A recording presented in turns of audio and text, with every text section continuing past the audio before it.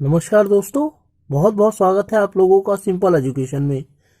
दोस्तों, आज की इस वीडियो में हम लोग बात करने वाले हैं सेक्स एंड जेंडर के बारे में। दोस्तों, ये एक बहुत महत्वपूर्ण अध्याय है और सीटेट की दोनों परीक्षाओं में अर्थात पेपर फर्स्ट और पेपर 2 दोनों में इस अध्याय से बहुत ही सवाल पूछे जाते हैं चाइल्ड साइकोलॉजी एंड डेवलपमेंट के अंतर्गत। अतः मैं आपसे अनुरोध करता हूं कि आप इस वीडियो को शुरू से लेकर अंत तक देखें, क्योंकि वीडियो बहुत ज़्यादा महत्वपूर्ण होने वाली है। और साथ ही दोस्तों, यदि आपको वीडियो अच्छी लगे तो वीडियो को लाइक और चैनल को सब्सक्राइब जरूर कर दीजिएगा। तो चलिए दोस्तों, बिना वक्त जाया किए हुए हम लोग आरंभ करते हैं अपना अध्ययन सेक्स और जेंडर के बारे में। दोस्तों, आमतौर पर सेक्स और जेंडर का मामला वैसे ही है जैसे वृद्धि और विकास अर्थात ग्रोथ एंड डेवलपमेंट का मामला है, और एक पहली नज़र में लोग सेक्स एंड जेंडर को एक ही मानने की भूल कर बैठते हैं। परंतु दोस्तों, सेक्स और जेंडर में ज़मीन आसमान का फर्क है। ये बात अलग है कि दोनों एक दूसरे से नज़दीकी रूप से जुड़े हुए हैं, परंतु दोनों में बहुत फर्क है। इसलिए सबसे पहले हम देखेंगे कि इनका सेक्स और जेंडर का अर्थ क्या है, और उसके पश्चात ये कि इनके आधार पर किस तरीके के क्वेश्चन सीटेट या दूसरी टीचिंग एग्जाम्स में क्वेश्चन पूछे जाते हैं, और किस प्रकार से शिक्षा में इनके महत्व को हम समझ सकते हैं। चलिए दोस्तों, पहले हम देखते हैं कि सेक्स क्या होता है। तो दोस्तों, सेक्स से अभिप्राय उस जैविक पहचान से या बायोलॉजिकल आइडेंटिटी से होता है जिसके साथ कोई बच्चा पैदा होता है। जैसे कोई बच्चा पैदा होता है तो वो लड़की होती है या लड़का होता है। इस जैविक पहचान को, बायोलॉजिकल आइडेंटिटी को हम सेक्स कहते हैं। और प्रत्येक व्यक्ति का जो सेक्स होता है कि वह लड़का है या लड़की है, यह उसके जन्म के साथ ही निर्धारित हो जाता है। और जन्म पूरी जिंदगी यानी जीवन पर्यंत व्यक्ति की यह पहचान कि वह लड़का है या लड़की है, यह बनी रहती है। दोस्तों, हालांकि किसी भी व्यक्ति का जो सेक्स होता है वो जन्म के साथ ही निर्धारित हो जाता है कि वह लड़का है या लड़की है, परंतु आज मेडिकल साइंस ने इतनी ज़्यादा उन्नति कर ली है कि कोई व्यक्ति जन्म के बाद भी अपना सेक्स परिवर्तित करा सकता है। अर्थात कोई लड़का लड़की बन सकती है और कोई लड़की लड़का बन सकता है, लेकिन इसके लिए कुछ कानूनी मान्यताएं होती हैं, कानूनी औपचारिकताएं होती हैं जिनको पूरा करना होता है। अर्थात आज यह जरूरी नहीं है कि यदि किसी बच्चे का जन्म लड़की या लड़के के रूप में हुआ है तो वह पूरी जिंदगी लड़की या लड़का बनकर जिए, बल्कि वह अपने सेक्स को परिवर्तित भी कर सकता है। इसके लिए कानूनी मान्यता और मेडिकल फैसिलिटीज का होना आवश्यक है, और वर्तमान समय में दुनिया में विज्ञान ने इतनी प्रगति कर ली है कि यह आसानी से संभव है।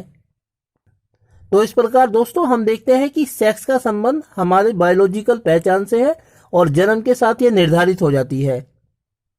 चलिए दोस्तों, अब हम बात करते हैं लिंग के बारे में। तो जो दोस्तों, जेंडर या लिंग से अभिप्राय एक ऐसी सामाजिक पहचान से होता है जिसे सामाजिककरण की प्रक्रिया के दौरान स्थापित किया जाता है। आमतौर पर जब किसी बच्चे का जन्म होता है तो वह लड़की या लड़के के रूप में जन्म लेता है, लेकिन लड़का लड़के की तरह जिंदगी जिएगा और लड़की लड़की की तरह जिंदगी जिएगी।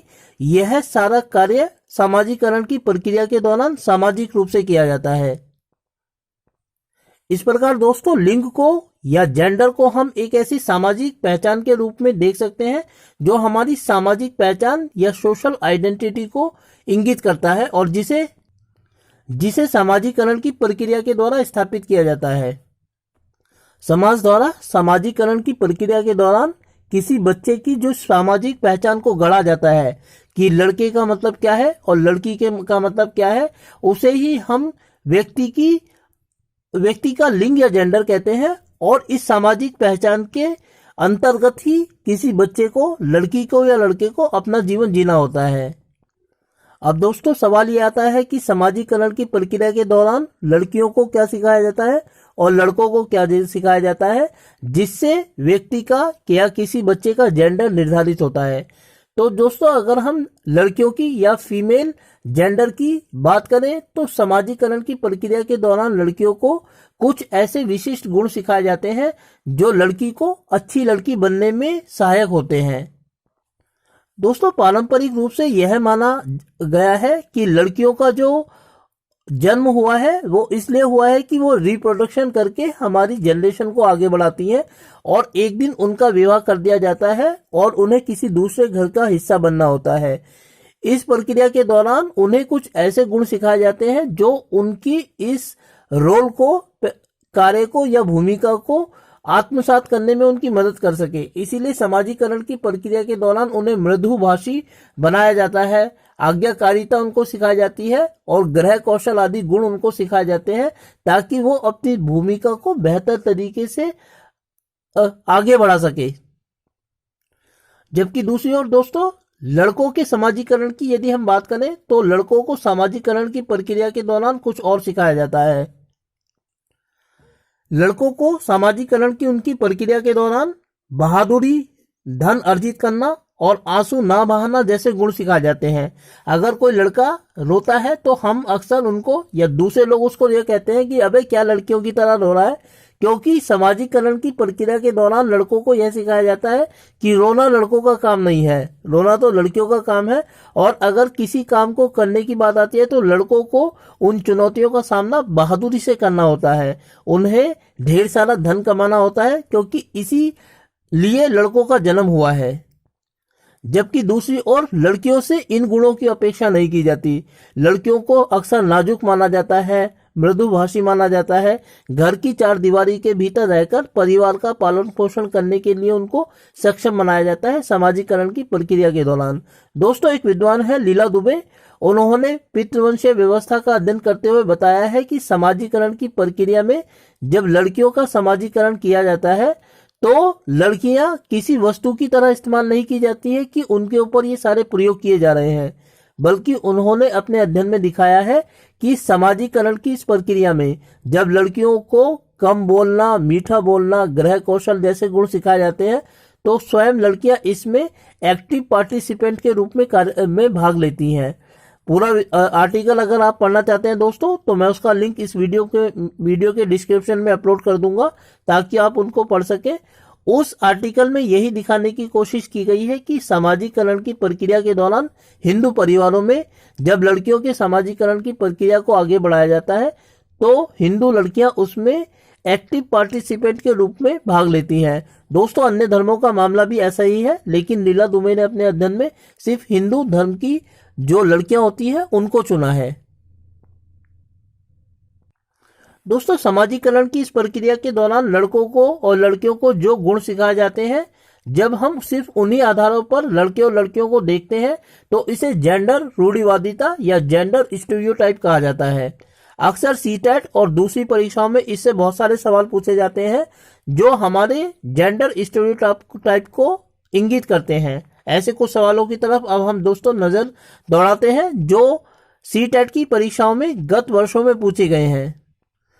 दोस्तों, ये 2019 का सीटेट का पेपर है, प्राथमिक स्तर का, अर्थात कक्षा 1 से लेकर 5 तक का। इसके सवाल नंबर 16 पर अगर हम नजर डालें तो ये पूरी तरीके से हमें जेंडर स्टीरियोटाइप वाली फीलिंग को दिखाता है। सवाल इस तरह से है कि खिलौने, पहनावे की वस्तुएं, घरेलू सामग्रियां, व्यवसायों एवं रंगों को विशिष्ट लिंग के साथ संबंधित करना क्या प्रदर्शित करता है? 1. जेंडर प्रासंगिकता, 2. विकसित जेंडर पहचान, 3. जेंडर रूढ़िवादिता या 4. जेंडर सिद्धांत।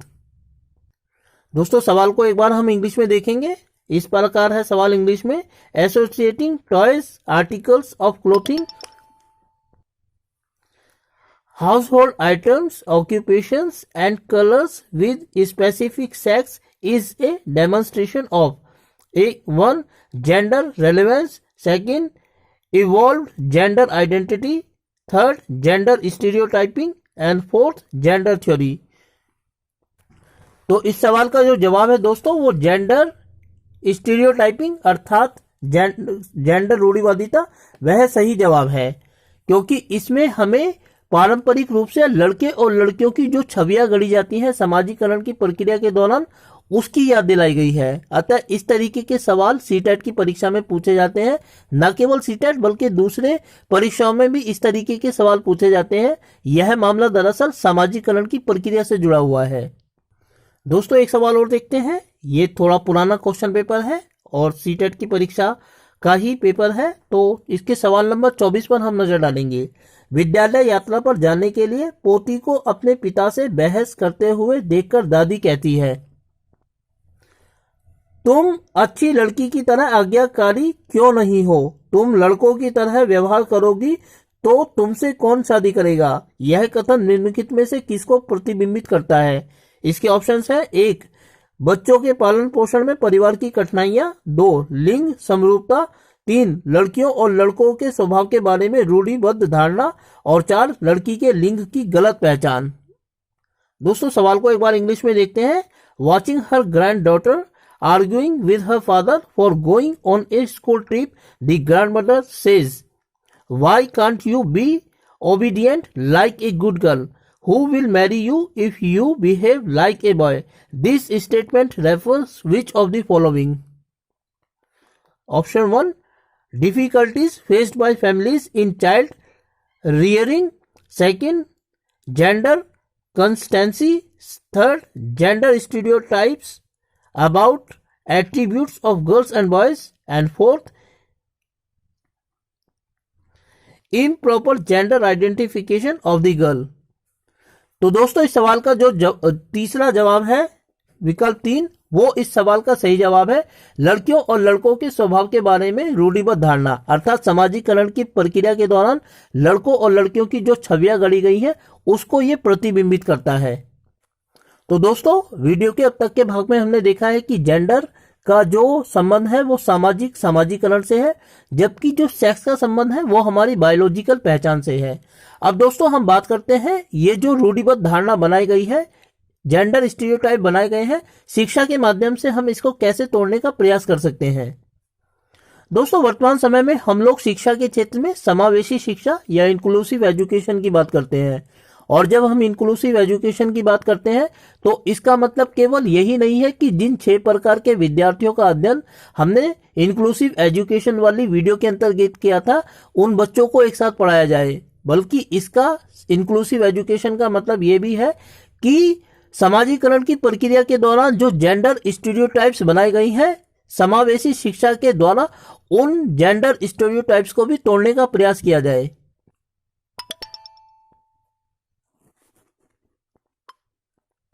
और दोस्तों ऐसा हम भाषा और शब्दों के प्रयोग के माध्यम से कर सकते हैं और ऐसा आजकल किया भी जाने लगा है।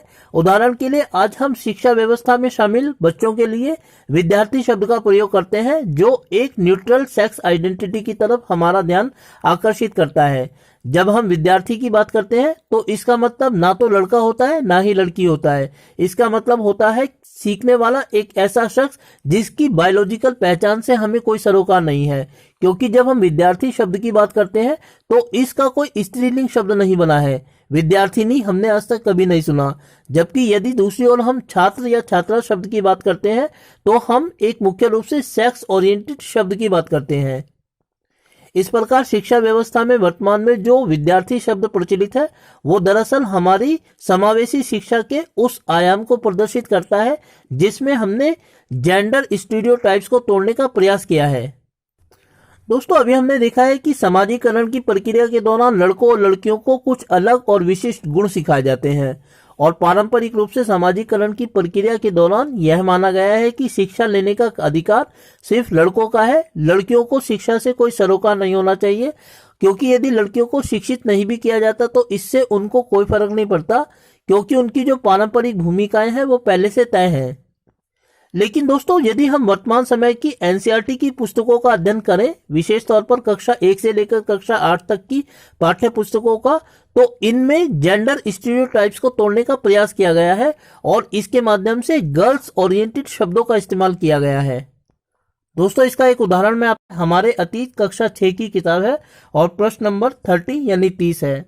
इसमें यदि हम कल्पना करो वाले अंश की तरफ ध्यान दें तो हम देखते हैं कि अगर तुम्हारे पास जमीन का एक छोटा सा टुकड़ा हो तो तुम उसमें कौन सी फसल उगाओगी। दोस्तों ये जो उगाओगी शब्द लिखा गया है ये दरअसल ये दिखाने का प्रयास किया गया है कि पारंपरिक रूप से समाजीकरण की प्रक्रिया के दौरान जो हमने लड़कों को महत्व दिया है, ये नई पाठ्य पुस्तकें उस पारंपरिक या स्टीरियोटाइप जेंडर को तोड़ने का प्रयास करती हैं। और तुम उन्हें कैसे बोओगी, अपने पौधों की देखभाल तुम कैसे करोगी और कैसे काटने लायक हो गई है।